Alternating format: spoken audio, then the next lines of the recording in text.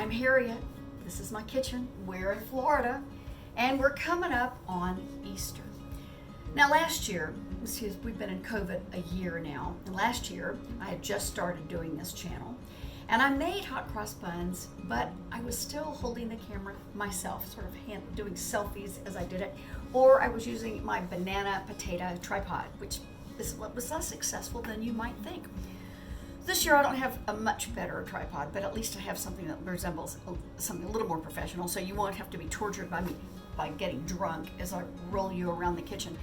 But I'm still having a quandary about what recipes to use. So last year I experimented, and I wanted to use the cookbook of my great friend Jane Mason, who has started her wonderful business on the back of my sourdough starter, which I got from Susie Kaptimanoff when we were in college, and at that time it was 116 years old. But this isn't about sourdough. Jane's business. Jane now has all these great cookbooks, so I wanted to use her hot cross bun recipe. As you can see, it's very beautiful. But as happened last year, I couldn't find all of the ingredients in the store. She uses several kinds of flour, and she uses various things.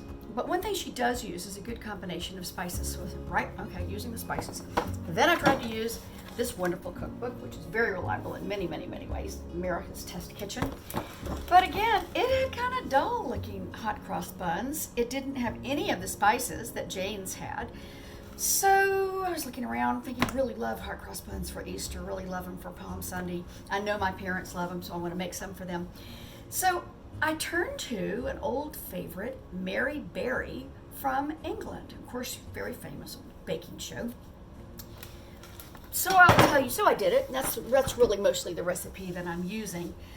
But the thing about the British is that really proper bakers weigh their ingredients, and I'm not a proper baker, so I don't like to weigh them. I really like using cups and teaspoons and things like that. So, I'll do what Mary says to do, and I got out my scale, my handy Weight Watchers scale, which is pretty reliable most of the time, and I started weighing everything. Well, now I remember why I hate weighing stuff. Do you see all the pots and pans on this counter? It is a mess, because every time I weighed something, I had to put it in a different bowl, and I had to put it down to zero.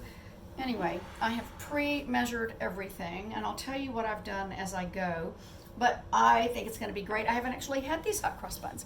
And in fact, when I'm in England, we like to go to Tesco and Waitrose and buy 12 for a pound. And I'm sorry to say they have them year round now. It's a huge part of my weight problem. Anyway, I'm going to make my own because they're not that easy to find here in Florida. So I weighed what it calls for, which is let's see, what does it call for? It calls for 1 and 2 ounces strong white flour. Now, here's a weird kind of a thing. Strong white flour in the in Great Britain is right for baking bread. It's good bread flour. In America, our flour is kind of, our regular general flour, all-purpose flour, is kind of comparable to the British strong white flour. So I'm using all-purpose flour because I'm in the United States, but if you're in Great Britain doing this, you should probably use the strong white flour that you can get at the grocery store. So I did what I had to do. I put it in here, I zeroed it out for my bowl, and then I weighed the flour fine. That was just fine. Next thing I had to do was put in, let's see how much of the caster sugar, 2 3/4 ounces. And so I put in, weighed that. That was not so horrible to do. That was fine. Next thing to do was to put in the mix of spices. Now, it calls for 2 teaspoons of mixed spice powder, which is not something you necessarily can buy in this country. And so I went to Jane, and I also went to Mary Berry's sort of definition of mixed spices. And it's pretty much, I put in about 1/4 teaspoon of ground allspice, about 1/4 teaspoon ground cloves. I hand grated, not quite 1/4 teaspoon of nutmeg, and then it also calls for, and also put in a little bit of cinnamon, and if I couldn't quite find my ginger, so I didn't put the ginger in, but you can. And so that comes to 2 teaspoons of mixed spice powder. So putting that in, and also you add a teaspoon of cinnamon. So far so good, looking great. Now the next thing is that I'm going to show this to you doing this, show myself doing this. Next thing you do is you put in put on a burner the milk, how much milk do you put in? You put in 1.5 ounces of butter and 10 fluid ounces of milk. So I did that. And you then pour that in. You pour in half of that, not all of it, just half of it, into the bowl.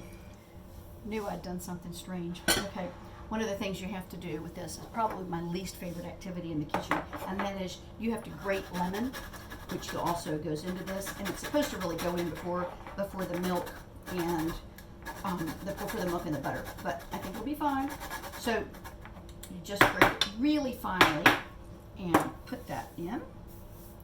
Goes there, and then you put in the salt, and the amount of salt is 1/4 ounce. Now this was really a bore. I tried to measure this and I could not get it right. So I'm putting in a teaspoon, which is probably slightly under what 1/4 ounce would be. And then you're supposed to take an egg and you milk in the bowl, and we've added the butter and the tepid milk, and we're putting it in, and you use your hands to bring it all together, and add milk slowly.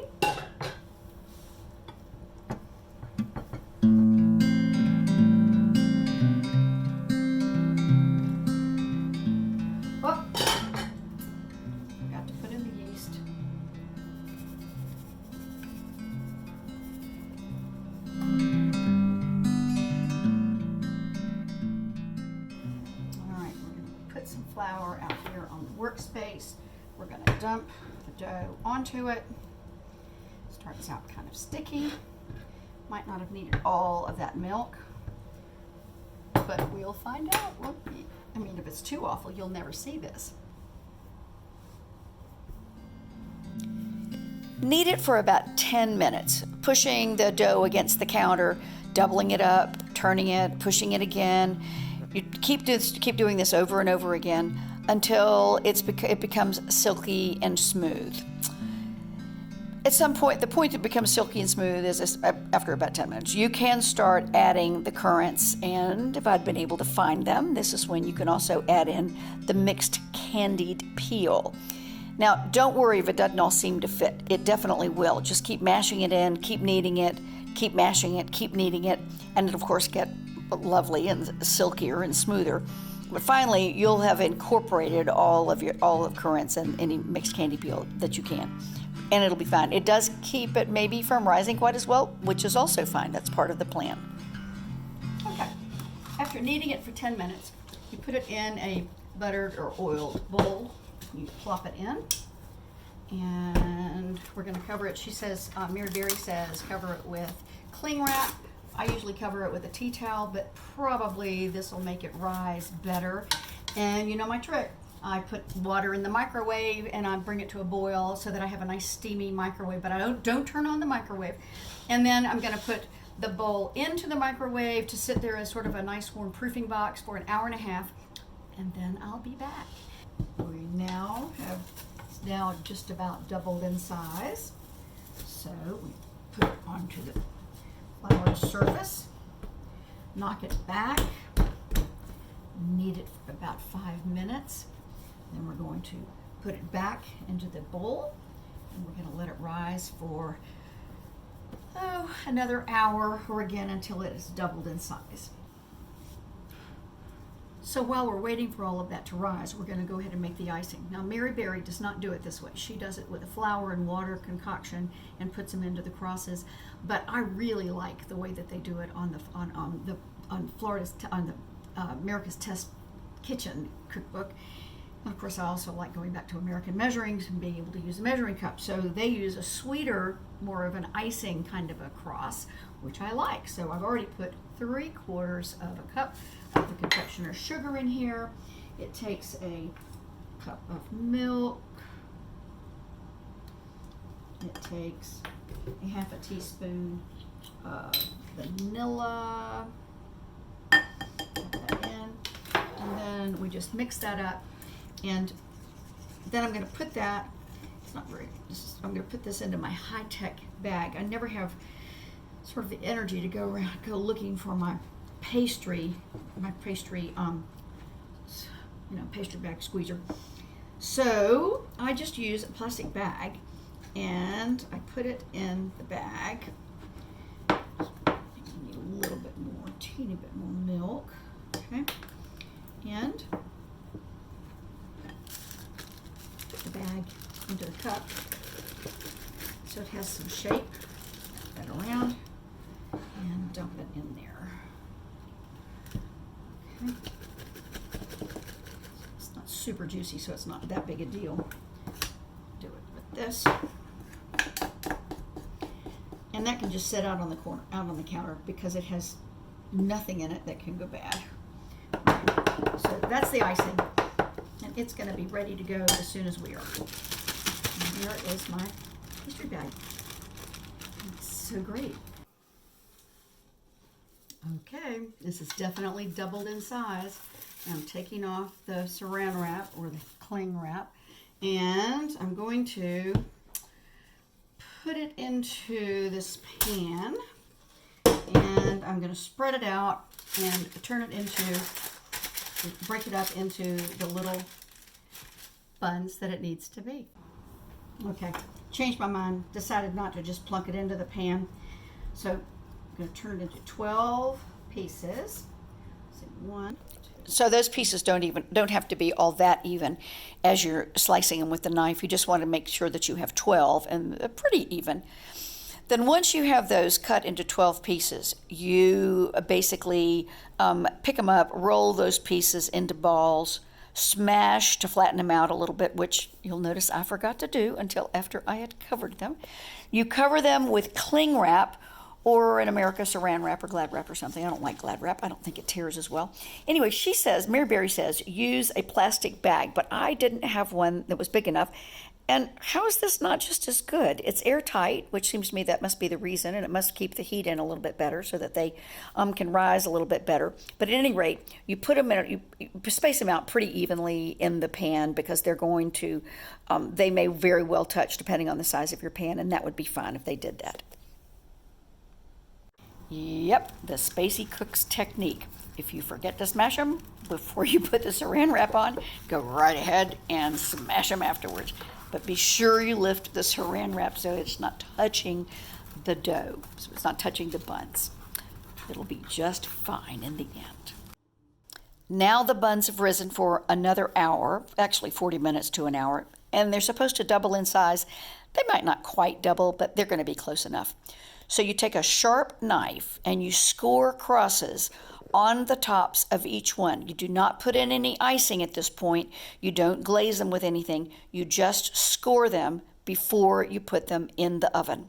Then you're going to pop them in the oven at 430 Fahrenheit for about 20 minutes. And you're going to turn them, put them in for about 10 minutes, turn them around so that the other half is in the front and the other half is in the back, half and half, and then put them in, and keep them in another 20 minutes. But that way they'll bake pretty evenly.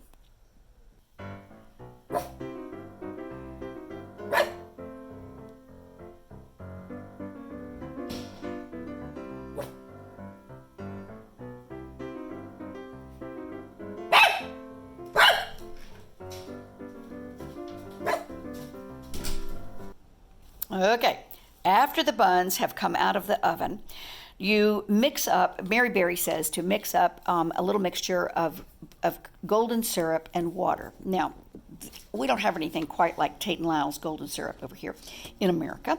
So I used maple syrup from Vermont, which worked a treat. Thank you very much, Carol. And I gently brushed it, you brush a little bit over all the buns.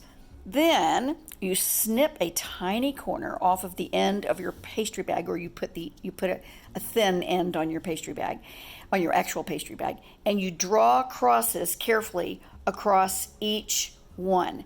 Now, I think that I got a little bit chicken about this, so I put a little bit of extra milk in it, and they're a little bit runnier, as you will see when I get them out of the oven. Anyway, didn't know that at the time when I was doing it. So this is my voiceover. So go ahead and put the crosses on and then let them cool a little bit before you have a bite. Well, here they are. And I think they're gonna be amazing. But you know, you never know till you have a bite. Huh? Oh. That's even better than the 12 for a pound at Waitrose. Oh my gosh. Oh, it's so fluffy. Oh, it's just perfect. This is so good. You know, they're a little runnier than they should have been. I chickened out and I'll put a teeny bit more milk in. I shouldn't have, or I should have refrigerated them before I put the crosses on. But, and I also, of course, I think that the maple syrup and water don't hurt at all. A little glaze. Gosh, these are good. These are really, really good. Now, I'm making them a little before Easter, so I'm afraid I'm going to have to make another batch next week. Anyway, thank you very much for watching Harriet's Florida Kitchen.